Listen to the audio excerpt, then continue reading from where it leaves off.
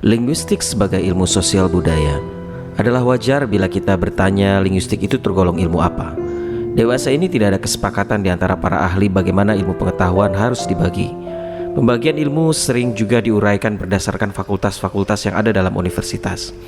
Tetapi itu pun tidak dapat dipergunakan sebagai pegangan, karena diurus tidaknya suatu disiplin ilmu oleh sebuah fakultas sering hanya berdasarkan pertimbangan tradisi semata-mata. Misalnya, apa yang dikelola Fakultas Sastra bukan ilmu yang bersangkutan dengan kesusastraan saja, melainkan juga ilmu-ilmu seperti antropologi, arkeologi, dan sejarah. Salah satu pembagian ilmu yang bisa kita anut adalah pembagian ilmu pengetahuan atas 3 bidang besar. Yang pertama adalah ilmu pengetahuan alam, termasuk di dalamnya ilmu kimia, biologi, botani, geologi, astronomi, dan sebagainya. Yang kedua adalah ilmu pengetahuan sosial budaya, juga disebut sebagai ilmu pengetahuan kemanusiaan atau humaniora, termasuk di dalamnya antropologi, sosiologi, ilmu kesusastraan, ekonomi, dan sebagainya. Lalu yang ketiga adalah ilmu pengetahuan formal, juga disebut ilmu pengetahuan a priori, termasuk di dalamnya logika dan matematika. Tidak terlalu sulit kiranya untuk menerima bahwa linguistik adalah salah satu ilmu pengetahuan sosial budaya. Perlu dijelaskan di sini bahwa pemisahan ilmu sosial dari ilmu kemanusiaan pada hakikatnya tidak dapat diterima, karena fenomena sosial tergantung sepenuhnya dari ciri-ciri manusia. Sebaliknya, ilmu tentang manusia tidak harus bersifat sosial. Jean Piaget, ahli psikologi dan pemikir ilmu pengetahuan di Swiss, membagi ilmu pengetahuan sosial atas 4 cabang. Yang pertama adalah ilmu-ilmu nomotetik, yang kedua ilmu-ilmu sejarah, yang ketiga ilmu-ilmu hukum, dan yang keempat ilmu-ilmu filsafat. Linguistik termasuk dalam ilmu-ilmu nomotetik, yakni ilmu-ilmu yang berusaha untuk mencari kaidah-kaidah, mempergunakan metode eksperimental, dan berusaha untuk memusatkan penelitian pada bidang yang terbatas. Tergolong pula sebagai ilmu nomotetik adalah psikologi, sosiologi, etnologi, ekonomi, dan demografi. Jean Piaget mengatakan bahwa beberapa aspek pendekatan bahasa bersifat historis. Dapat juga kita tambahkan bahwa ada pula beberapa aspek bahasa yang dapat didekati secara filosofis. Sekalipun linguistik merupakan salah satu ilmu sosial atau kemanusiaan, namun kedudukannya sebagai ilmu yang otonom tidak perlu diragukan lagi, karena linguistik menyelidiki bahasa sebagai data utama. Tambahan pada linguistik sudah mengembangkan seperangkat prosedur yang sudah dianggap standar. Di samping linguistik ada pula ilmu-ilmu lain yang berminat pada bahasa. Ilmu-ilmu itu antara lain antropologi, filsafat, ilmu kesusastraan, psikologi, sosiologi, dan lainnya. Berlainan dengan linguistik, perhatian mereka pada bahasa bukan sebagai bahan yang utama, melainkan sebagai sesuatu yang bersifat tambahan. Pada dasarnya, linguistik mempunyai 2 bidang besar, yaitu mikrolinguistik dan makrolinguistik. Mikrolinguistik adalah bidang ilmu linguistik yang mempelajari bahasa dari dalamnya, dengan perkataan lain mempelajari struktur bahasa itu sendiri. Sedangkan makrolinguistik adalah bidang linguistik yang mempelajari bahasa dalam hubungannya dengan faktor-faktor di luar bahasa, termasuk di dalamnya bidang interdisipliner dan bidang terapan. Dari sudut tujuan, linguistik dapat pula dibagi atas linguistik teoretis dan linguistik terapan. Linguistik teoretis yaitu bidang penelitian bahasa untuk mendapatkan kaidah-kaidah yang berlaku dalam bahasa. Sedangkan linguistik terapan adalah penelitian atau kegiatan dalam bidang bahasa yang bertujuan untuk memecahkan masalah-masalah praktis. Linguistik teoretis dapat bersifat umum, dapat pula bersifat khusus. Linguistik teoretis umum sering juga disebut sebagai linguistik umum, berusaha untuk memahami ciri-ciri umum dalam berbagai bahasa. Sedangkan linguistik teori khusus berusaha untuk menyelidiki ciri-ciri khusus dalam bahasa tertentu saja. Di samping bidang-bidang tersebut terdapat pula penyelidikan bahasa yang bersifat interdisipliner, yaitu bidang penelitian bahasa yang bahannya maupun pendekatannya mempergunakan dan dipergunakan oleh ilmu lain. Di luar kedua bidang besar itu terdapat lagi sejarah linguistik, yakni cabang ilmu yang menyelidiki perkembangan seluk-beluk ilmu linguistik itu sendiri dari masa ke masa, serta mempelajari pengaruh ilmu-ilmu lain dan pengaruh berbagai peranata masyarakat seperti kepercayaan, adat istiadat, pendidikan, dan sebagainya terhadap linguistik sepanjang masa. Teori linguistik adalah cabang linguistik yang memusatkan perhatian pada teori umum dan metode-metode umum dalam penyelidikan bahasa. Linguistik deskriptif, juga disebut sebagai linguistik sinkronis, adalah bidang linguistik yang menyelidiki sistem bahasa pada waktu tertentu saja. Misalnya bahasa Indonesia dewasa ini, bahasa Inggris yang dipakai oleh Shakespeare, dan sebagainya, tanpa memperhatikan perkembangannya dari waktu ke waktu. Cabang ini terbagi atas fonologi deskriptif, morfologi deskriptif, sintaksis deskriptif, dan leksikologi deskriptif. Fonologi meneliti ciri-ciri bunyi dan fungsi bunyi. Morfologi menyelidiki kata, bagian-bagiannya, dan kejadiannya.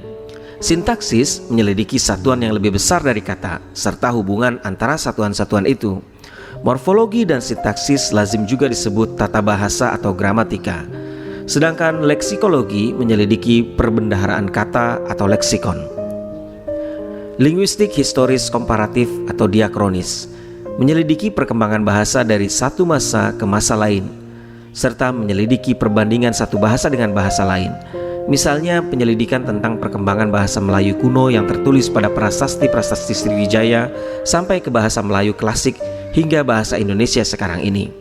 Contoh lain adalah studi perbandingan bahasa-bahasa di Indonesia, karena para sarjana memperkirakan bahwa bahasa-bahasa itu pada zaman dahulu merupakan satu bahasa atau yang disebut dengan bahasa purba. Linguistik historis komparatif ini terbagi pula atas beberapa sub. Yang pertama adalah fonologi historis komparatif, morfologi historis komparatif, sintaksis historis komparatif, dan leksikologi historis komparatif. Telah dinyatakan bahwa bahasa juga mempunyai aspek makna atau aspek semantis. Penyelidikan tentang aspek ini, baik yang bersifat teoritis umum maupun yang bersifat deskriptif dan yang bersifat historis komparatif, disebut semantik. Bidang ini sering juga disebut semantik linguistik untuk membedakannya dengan semantik filosofis, yakni cabang ilmu filsafat yang juga menyelidiki tentang makna. Selanjutnya, bidang-bidang interdisipliner. Fonetik ialah ilmu yang menyelidiki bunyi. Ilmu interdisipliner linguistik dengan fisika, anatomi, dan psikologi. Dalam linguistik, bidang ini dianggap penting karena menyangkut bunyi bahasa. Kemudian ada stilistika, yaitu ilmu yang menyelidiki bahasa yang dipergunakan dalam bentuk-bentuk sastra. Ilmu interdisipliner linguistik dengan kesusastraan. Filsafat bahasa adalah ilmu yang menyelidiki kodrat dan kedudukan bahasa sebagai kegiatan manusia, serta dasar-dasar konseptual dan teoritis linguistik. Ini adalah ilmu interdisipliner linguistik dengan filsafat. Kemudian ada psikolinguistik, adalah ilmu yang mempelajari hubungan antara bahasa dan perilaku serta akal budi manusia. Psikolinguistik adalah ilmu interdisipliner linguistik dengan psikologi. Kemudian ada sosiolinguistik, adalah ilmu yang menyelidiki hubungan antara bahasa dan masyarakat. Ini adalah ilmu interdisipliner sosiologi dengan linguistik. Lalu ada etnolinguistik, yaitu cabang linguistik yang menyelidiki hubungan antara bahasa dengan masyarakat pedesaan atau masyarakat yang belum mempunyai tulisan.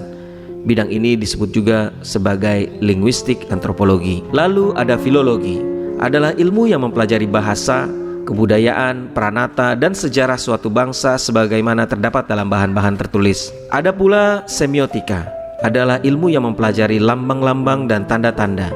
Misalnya tanda-tanda lalu lintas, kode Morse, dan sebagainya. Epigrafi adalah ilmu yang mempelajari tulisan kuno pada prasasti-prasasti. Selain bidang linguistik interdisipliner, terdapat pula bidang linguistik terapan. Pada linguistik terapan, terdapat pengajaran bahasa, yaitu mencakup metode-metode pengajaran bahasa, bahan pelajaran bahasa, dan cara-cara mengajarkan bahasa. Ada pula penterjemahan, mencakup metode dan teknik pengalihan amanat dari satu bahasa ke bahasa lain. Kemudian ada leksikografi, mencakup metode dan teknik penyusunan kamus.